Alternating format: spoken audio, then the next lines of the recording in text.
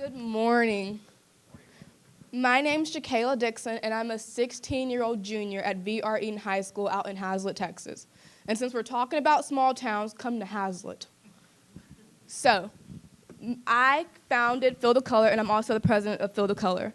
Feel the Color was inspired by my blind aunt who lost her eyesight over 20 years ago due to a bad eye surgery. She would always ask me to help her to match her own clothing. And seeing her struggle really inspired Feel the Color. Feel the Color is a company that creates embroidered fabric tags with braille, alphabet lettering, and symbols so that those who are visually impaired can literally feel the color of their clothing. So, if you didn't know that there are so many different types of people who are blind, there are those who are just partially blind, those who have been declared legally blind, and even those who are colorblind. So these right here are certain types of customers who could very easily use our product. So there's Bobby, and Bobby's been blind since the time that he was born.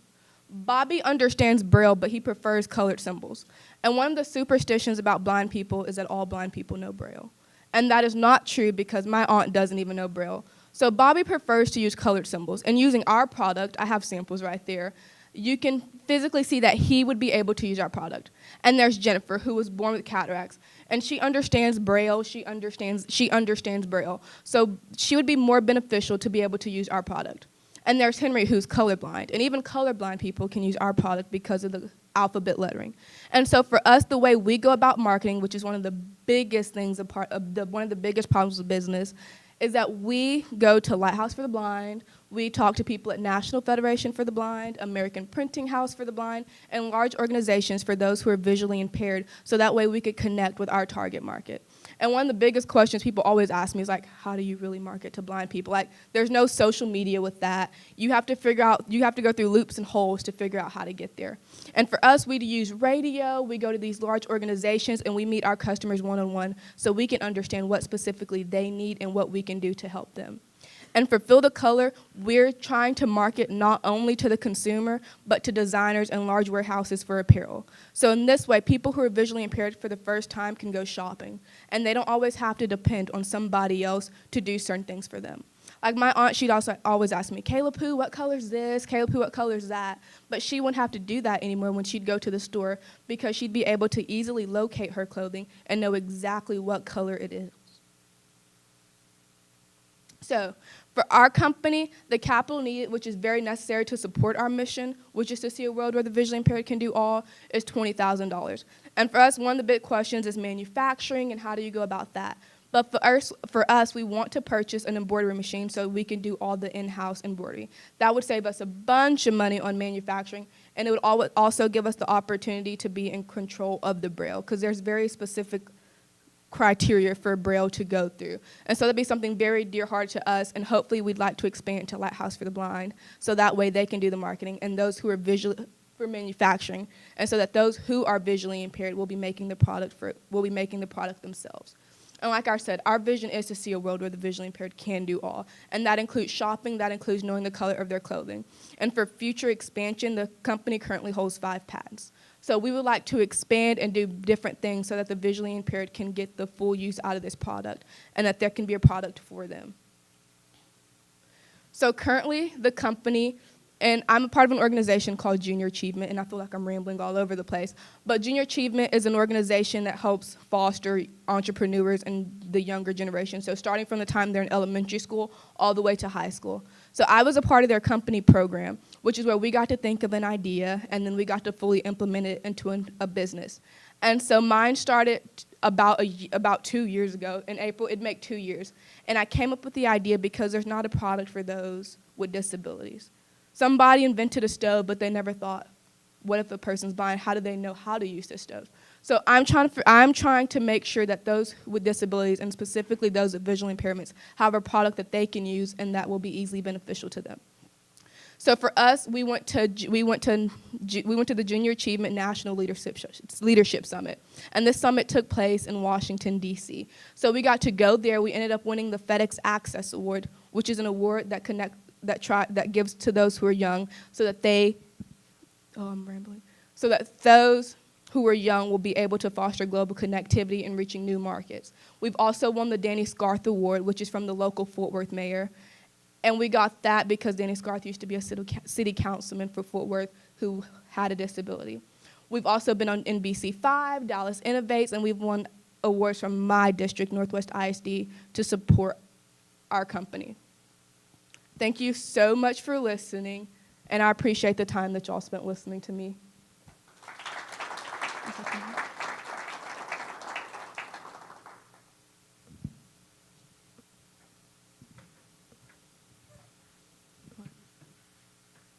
Thank you so much for your presentation. I think it's just incredibly awesome that you've thought of a product that you're not exactly the user for yourself, because oftentimes we try to solve our own problems. So I think it's admirable that you are actually putting other people first. So thank you so much for that.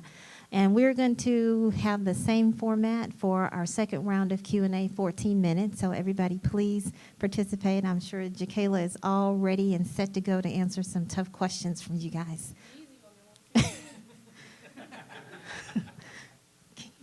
See if you can get this one going for me. We have a mic problem.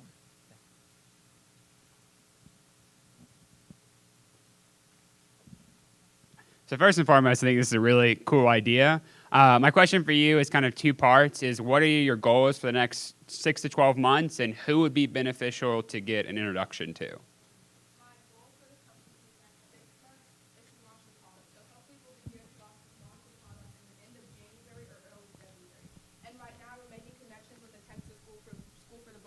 Which is located in Austin, Texas, and making connections with those at the National Federation for the Blind, American Council for the Blind, and large organizations, so that way we can be connected to the people who want to use this product. And for the next 12 months, hopefully the goal is to see our product in store so that one day my aunt will be able to go to Target and shop for herself and be able to lead an independent and self-reliant lifestyle.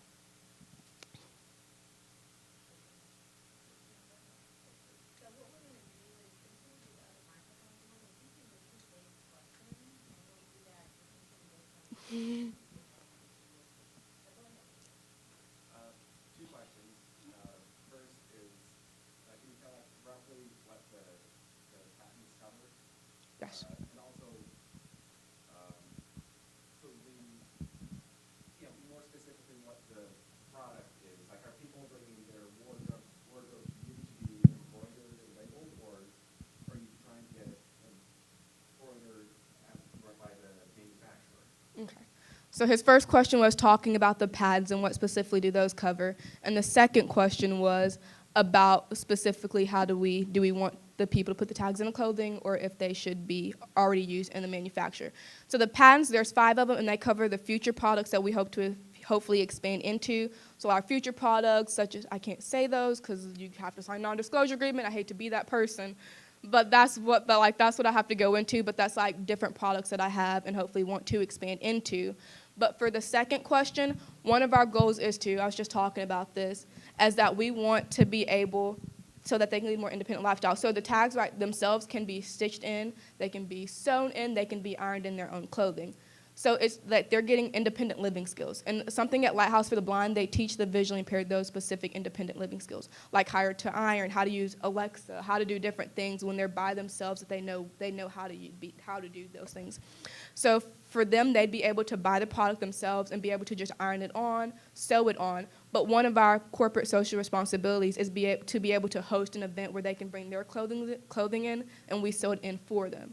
And then they just get to take it back home. So that way, it's really helping them out at the end of the day, but it's something that I care so much about that I want to make sure that they get the full use out of this, and it's something that's very beneficial to them.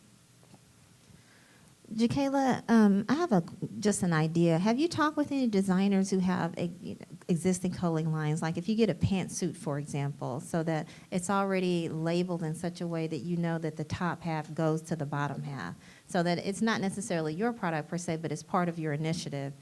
Have you talked with any designers about doing like that? Yes, ma'am. I've talked to local designers in Fort Worth and in the Dallas area to make sure that that's an idea that I had at the beginning, was to not only sell it to the actual consumer and the person themselves, but to the designers themselves, so that way they will be put in the clothing. You made a comment earlier, and I'm thinking about my own wardrobe. You said that for the most part, people would bring their clothes to you, and then you would embroider those clothes, are you giving them a limited number of items that they're bringing? Two, do you have people who can help you embroider that? I'm thinking about my own closet, and you would be inundated You do. for a year. Yes, ma'am, that's something I really want to look into, or even provide like jobs for those who are visually impaired, so that if they stay in for like an hour or two, they'll be able to earn a set of revenue. Because also there's not a lot of job opportunities for those people with disabilities and for those who are visually impaired.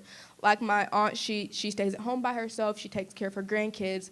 So for people who are visually impaired, it's providing them with a job and also making sure that other people are getting the benefit out of it also. So it wouldn't just be me trying to sew those clothes in for a year. How are you addressing different shades of colors, like fuchsias and hot I think pinks and pastels? That's also always a good question. So for a lot of blind people, my aunt, she understands most colors because she had sight before she went blind, but there are some people who've been blind their entire life, so they've never seen what navy looked like a day in their life.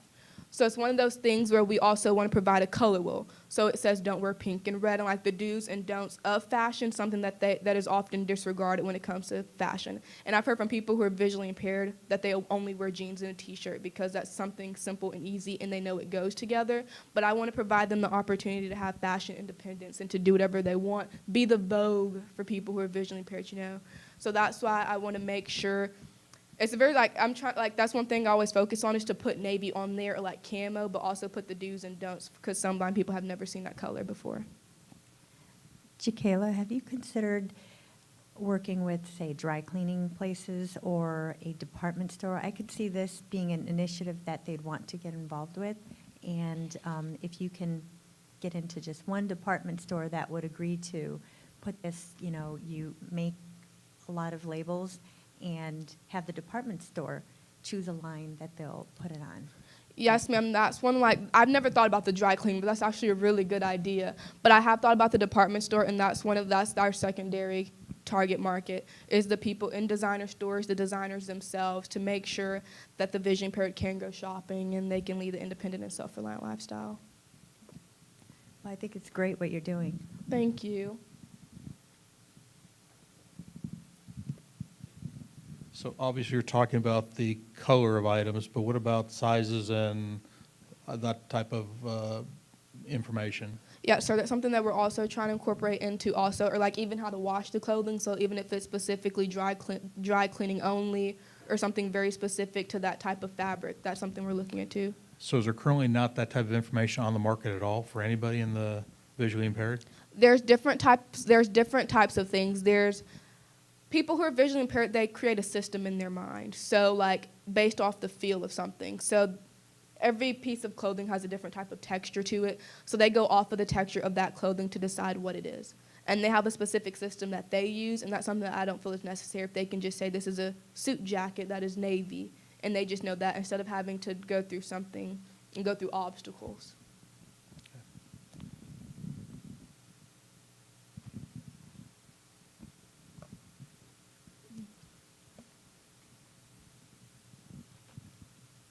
First, you're so impressive.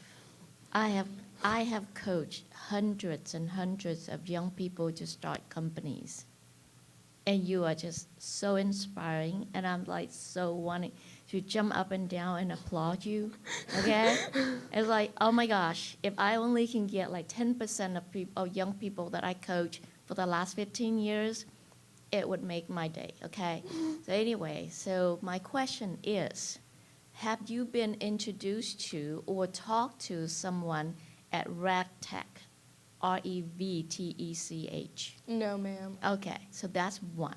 My second comment is, why not go worldwide, globally, to the manufacturing and splash it, make a huge splash, right? And start out from that piece of fabric where you cut it, you put that rail on your clothes, start out from that beginning. So this is almost like a block change. You start out from the end of one change and put everything in that block, and now you have the entire system that will support people who are in the vision impaired community.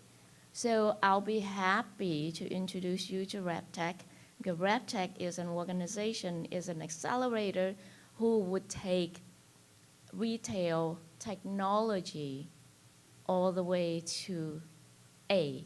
And I'm thinking you should go from A to Z. That's a wonderful idea. Now I want to jump up and down right now with you.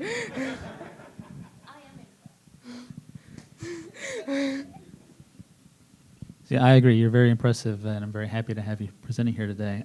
This question kind of follows up on that a little bit. You say your need is $20,000 of capital investment, but you have this grand plan and grand idea. What are you going to do with $20,000, and why not be asking for $200 or $2 million? Go big or go home.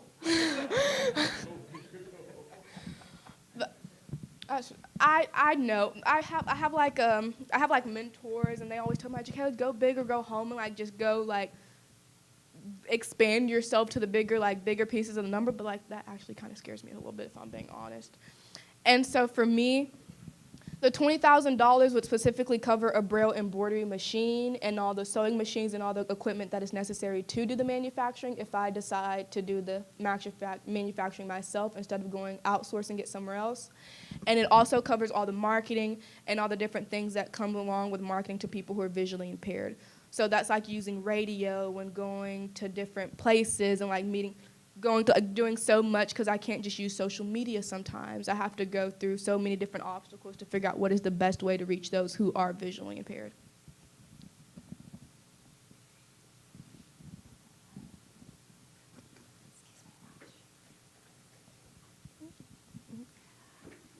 I agree with everyone else. I don't have a question. I have two statements. Someone told me a long time ago, if your goals do not scare the living crud out of you, they're not big enough. And number two, take your goal and double it. I agree. I agree. For what it's worth. One final question. And from my manufacturing background, I would just make a suggestion to you. You may get bogged down in your goal of having your own embroidery machine and doing your own work. You may be better off finding a smaller used machine just to do some sampling on and let someone else do that while you're growing this company.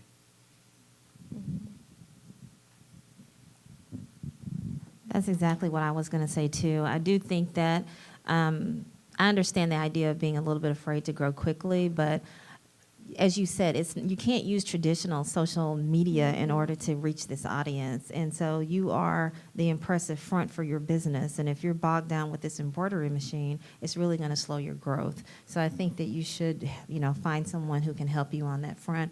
And we are about to wrap up. So we want to make sure, again, just reiterate of the things that you really need outside the $20,000. Like, what's the most important thing that all of these people can do to help you today? I think a big piece of it is just provide me with more information, like backgrounds in manufacturing, whether it be marketing, because there's only they say teenagers think they know everything. Well, I don't believe that when I know that I don't know a lot about this, and like getting the support and getting the information that I needed based on manufacturing and marketing and the different ways to incorporate into the company and to better the company, because it's growing so fast. There's only so much like I can understand and comprehend. Thank you so much.